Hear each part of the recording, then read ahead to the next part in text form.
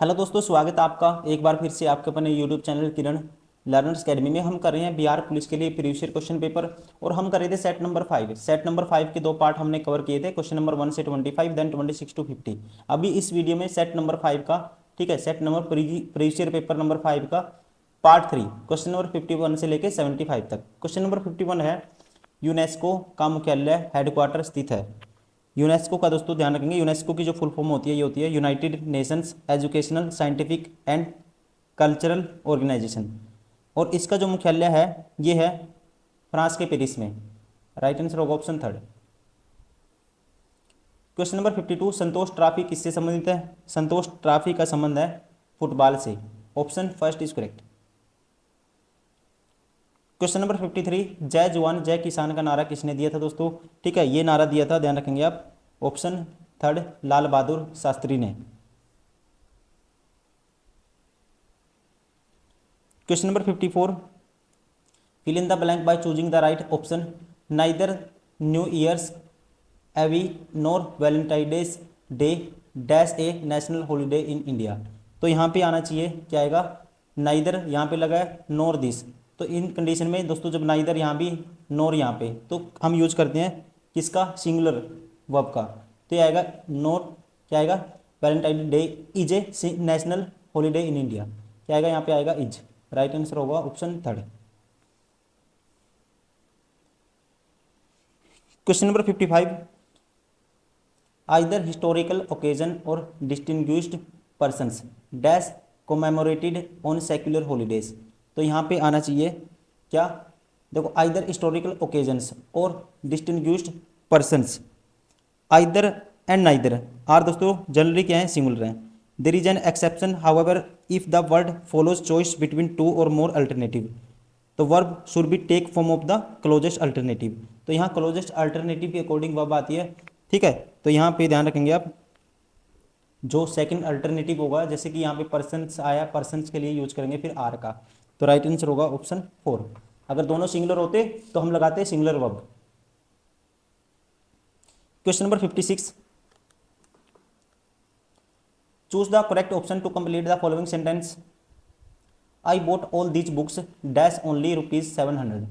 ठीक है, तो ये आएगा, इसका यहाँ पे आएगा I bought all these books for only ₹700। क्या आएगा दोस्तों? 4 आएगा, क्योंकि यहाँ पे जो एग्जैक्ट प्राइस, जो प्रोडक्ट की बात हुई है, एग्जैक्ट प्राइस की बात हुई है 700, तो इसलिए 4 का यूज किया हमने, ध्यान रखेंगे। राइट आंसर होगा option 4। Question number 57, identify the word which is always use has singular. Singular की तरह जिसका यूज करते हैं वो बताना आपको। तो ये है इनमें से सीजर्स, सॉरी सीजर्स नहीं होगा दोस्तों, सीजर्स नहीं होगा, ये होगा मेजल्स। क्या होगा? मेजल्स होगा। राइट आंसर होगा ऑप्शन थर्ड। मेजल्स क्या है? ऐसे कि ऐसे यूज होता है हमेशा, always use has a singular. Question number 58, the young one of a goat is kid and that of a hen is. कहता है the young one of a goat is kid, तो हैन के लिए क्या आएगा? ये आएगा, ध्यान रखना आपको, चिक। राइट आंसर होगा option second. Question number 59, in the following sentences one word is printed is bold, choose the word which means most nearly the same bold word. ठीक है, तो यहाँ पे इसका मतलब सिनोनियम बताना आपको टीचर्स का। He did not now that Raman was a teachers friend. Teachers का मतलब होता है दोस्तों ट्रिकी। ट्रिकी कह सकते हैं जो चालाक हो, कहीं पे भी डिसीटफुल, मतलब कि जो धोखा दे दे।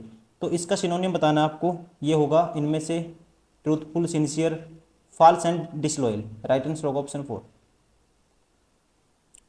Question number 60, which of the following pairs is incorrect. कौन सा पेयर है जो इनकरेक्ट है? Rooster hen, patriarch matriarch, stag hand, stag hind, boar dam. ये क्या है? फोर्थ है, ध्यान रखेंगे, ये क्या है? गलत है।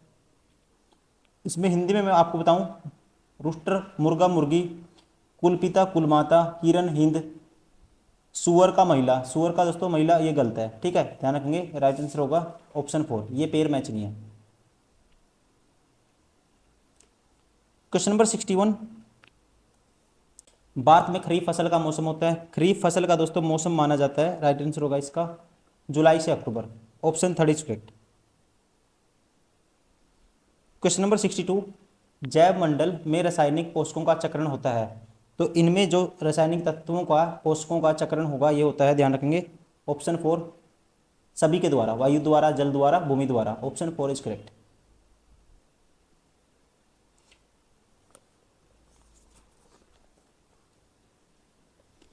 क्वेश्चन नंबर 63, प्रोटीन संश्लेषण होता है, प्रोटीन संश्लेषण होता है, ये होता है, ध्यान रखेंगे, किसमें, राइबोसोम में, option first is right. Question number 64, खाद्य श्रृंखला में उत्पादक प्रकाश सौर ऊर्जा को बदलते हैं, तो इसमें ध्यान रखेंगे दोस्तों, प्रकाश, खाद्य श्रृंखला में उत्पादक प्रकाश सौर ऊर्जा को बदलेंगे, ऑप्शन फोर रासायनिक ऊर्जा में, केमिकल एनर्जी में, option four is correct. Question number 65, 2,4-D है, ठीक है, तो ये क्या है ये आपको बताना है। तो ये दोस्तों फॉर्मूला होता है किसका, डाई क्लोरो फेनोक्सीसेटिक एसिड, ठीक है, तो बहुत लंबा नाम होता है, तो इसका फॉर्मूला होता है ये, और ये क्या है, एक खरपतवार नाशक है, कह सकते हैं, एक क्या है, खरपतवार नाशक, option first is correct. Question number 66, पुनरुद्भवन की विशेष अक्षमता पाई जाती है, तो इसकी जो विशेष अक्षमता पाई जाती है, कैपेसिटी पाई जाती है, ऑप्शन सेकंड पोरीफेरा में, ऑप्शन सेकंड इज करेक्ट।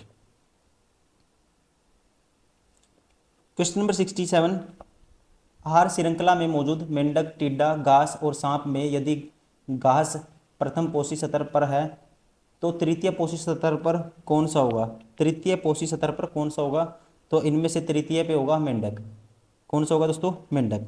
ध्यान रखेंगे, आहार श्रृंखला में हरे पौधे को छोड़कर जो अपना भोजन सौर ऊर्जा का उपयोग कर स्वयं तैयार करते हैं, पृथ्वी पर जीवन के अन्य समस्त प्रकार के जीव एक दूसरे के भोजन के रूप में प्रयोग करते हैं, ठीक है। एक खाद्य श्रृंखला में सामान्यतः निम्न कड़ियों में होती है, जैसे कि मूल्य या प्रारंभिक उत्पाद घास, मूल या प्रारंभिक उपभोक्ता क्या आएगा, फिर टिड्डा आएगा, द्वितीय या माध्यमिक उपभोक्ता मेंढक, तृतीय उपभोक्ता सांप, फिर आएगा अपघटक।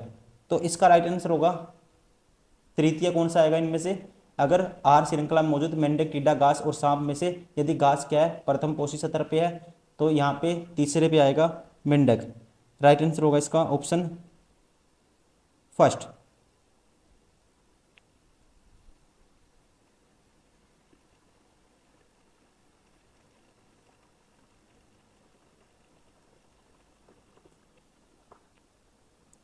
क्वेश्चन नंबर 68, दिसंबर 1984 में घटी भोपाल गैस दुर्घटना में किस जहरीली गैस का रिसाव हुआ था, दोस्तों ये हुआ था, मोस्ट इंपोर्टेंट क्वेश्चन और मोस्ट फेमस क्वेश्चन है, आपको याद हो जाना चाहिए, अगर आपने कहीं प्रैक्टिस सेट की है तो ये रिपीट हो चुका है ये 2-3 बारी, तो ये थी methyl isocyanide, option second is correct.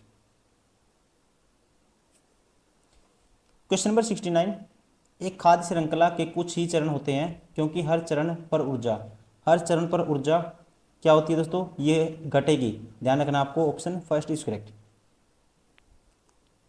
Question number 70, cactus में पाए जाने वाले अनुकूलन है, कैक्टस में पाए जाने वाले अनुकूलन है, इसका राइट आंसर होगा पर्णाभ, पर्व एवं पर्णशूल, ऑप्शन थर्ड इज करेक्ट।